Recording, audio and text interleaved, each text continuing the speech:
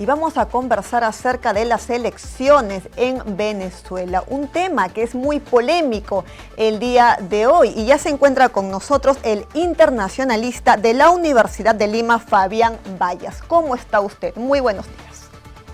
Muy buenos días, Lisette, y aquí a tu disposición. Un gusto tenerlo en el programa. Coméntenos, por favor, cómo analiza este panorama. Como se sabe, hay una gran ola de protestas en Venezuela. Asimismo, se ha pronunciado la comunidad internacional con respecto a este tema. Además, también quiero agregar que varios países, como por ejemplo Perú, Chile, Costa Rica, República Dominicana, entre otros, han manifestado su incomodidad, ¿no? Y se han cerrado varias embajadas. Entonces, en ese sentido, ¿cree que todo esto de repente puede generar para que Maduro se retire en caso se compruebe que hubo fraude de su presidencia, o de repente va a querer aferrarse al cargo? A ver, yo creo que para la pregunta si es que Maduro va a cambiar de opinión y va a ceder ante las presiones tanto internas como externas, acá va a pesar más, yo creo, que la presión interna que la externa. La presión externa es importante, pero le veo una serie de limitaciones, ¿no? El día de hoy, por ejemplo, se va a reunir los cancilleres de la OEA para tratar el tema.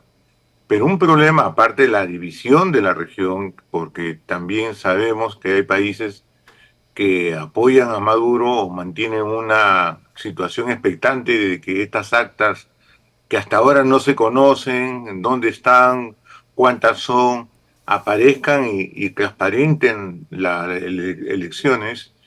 ¿Qué puede hacer la OEA cuando tenemos a una Venezuela que se ha retirado del organismo desde el año 2017, donde no participa en la Corte Interamericana de Derechos Humanos, y ahí la importancia de este organismo para poder dilucidar estos casos? Venezuela también se retiró de dicha Corte. Entonces, su influencia que puede ejercer la OEA, tal vez aplicando el artículo 3 de la Carta Democrática, donde establece como una de las condiciones de esto que sea una democracia representativa bastante limitada, ¿no? Porque ya se ha intentado varias cosas a nivel internacional, varias iniciativas, ¿no? La iniciativa, por ejemplo, de sanciones privadas o muy focalizadas en actores.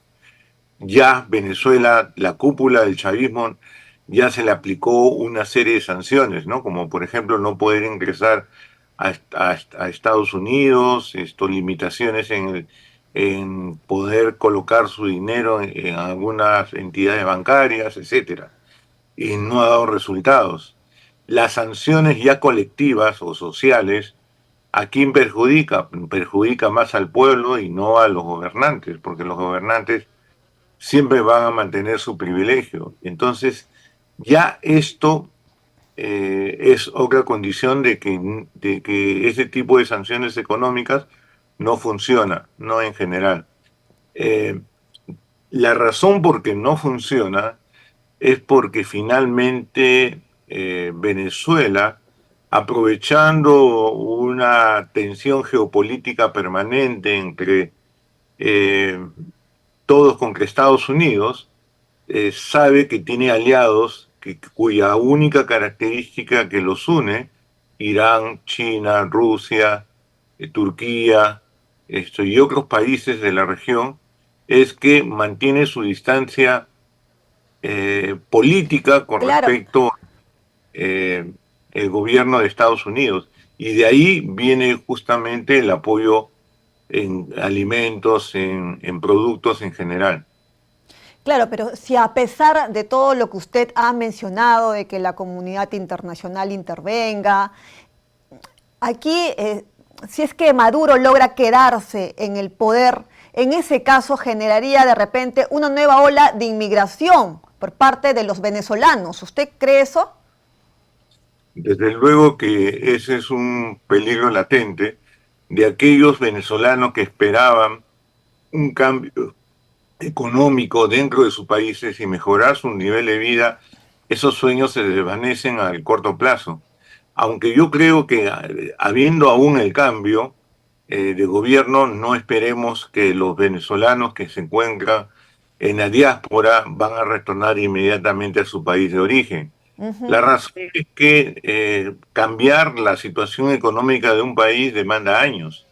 Y en el caso de Venezuela, por la situación que se encuentra en general, es una situación en la cual es tan calamitosa, donde un profesor gana entre 5 a 7 dólares mensuales y que todo depende de la bolsa de comida que le pueda dar el gobierno, es que esto va a durar, si no años, hasta décadas, una década tal vez, ¿no?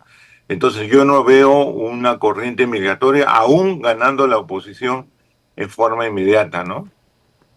Claro, también como sabemos, Venezuela ha roto relaciones con Perú. Entonces, ¿qué consecuencia puede traer esto para los venezolanos que se encuentran en nuestro país? Bueno, la verdad que es bastante penoso que esto ocurra. Yo creo que ahí yo Porque la estoy de embajada ha acuerdo. sido cerrada ya incluso. Sí, sí, sí.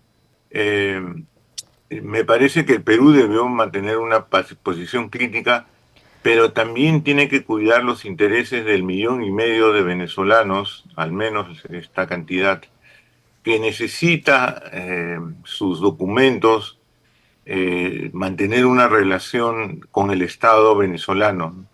Y ellos son los principales perjudicados porque todo lo que tiene que ver con relaciones consulares se van a interrumpir.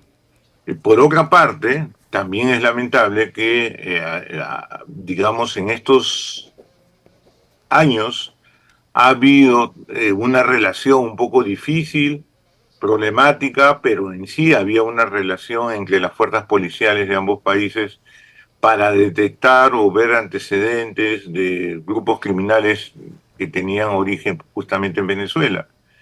Esto también nos va a impedir conocer justamente a integrantes del crimen organizado que operan en nuestro país. También va a haber mucha dificultad para esa relación tan importante como es una relación que nos brinde información acerca de los grupos criminales transnacionales que operan en ambos países. Entonces, me parece que también ese es un tema que se va a resentir y va a afectar nuestros propios intereses de Estado.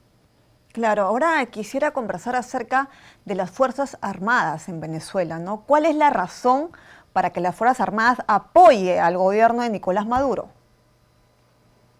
Bueno,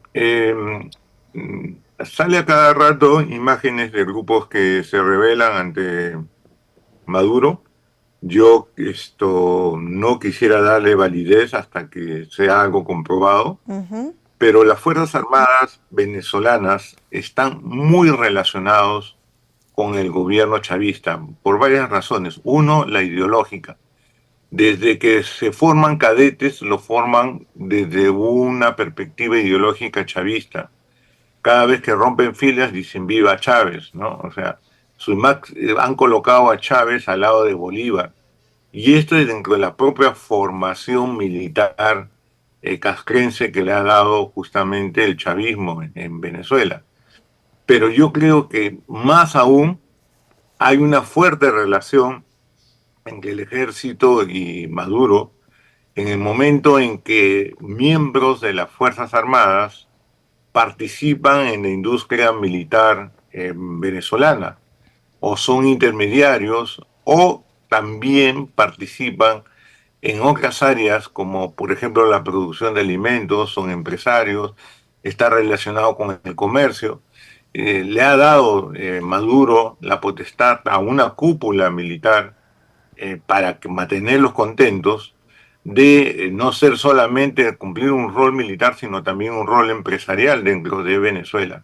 Entonces, de tal manera de que cualquier tipo de cambio, también ellos van a resentir ese Claro. tipo de relación económica con sus propios intereses en general. Por eso es Finalmente, que hay... Sí, diga. Finalmente, señor Fabián, quería conversar también que algunos peruanos están relacionando el tema, están haciendo una comparación con lo que pasó en las elecciones del 2021 y las elecciones de Venezuela. ¿Cuál es la diferencia? ¿Nos podría decir muy brevemente, por favor, la diferencia entre lo que sucedió en el 2021 y lo que está sucediendo ahora? Bueno, la diferencia es abismal, ¿no? En el año 2021 hubieron observadores internacionales de calidad abierta totalmente. En este caso, el Centro Carter, el único invitado con prestigio, ha dicho que estas elecciones no han sido ni limpias ni justas, ¿no? No lo considera democráticas. Segundo lugar, estuvo abierto cualquier tipo de candidatura en el año 2021. Vimos la cantidad de candidatos políticos. En este caso se limitó al, digamos, el que escogió candidato fue justamente Maduro. No estuvo totalmente abierto. Tercer lugar, el momento del conteo y el reconteo de los votos se hizo de una forma abierta con los respectivos delegados de los partidos. En este caso no ha habido esto, por eso es que estamos ante esta incertidumbre, en el cual, quiero recalcar por último, en que Brasil puede jugar un papel importante, y específicamente Lula, a dónde va a ir todo este problema de Venezuela, si va a haber un reconocimiento o no. Claro, porque de lo contrario ya estaría siendo similar, ¿no?, a un gobierno, por ejemplo, como de Cuba. Entonces esperemos que exista una solución con respecto a este tema, porque vemos las protestas en las calles, hay fallecidos, hay también detenidos en Venezuela. Muchas gracias por habernos acompañado. Muchas gracias, Lisette. Hasta la próxima.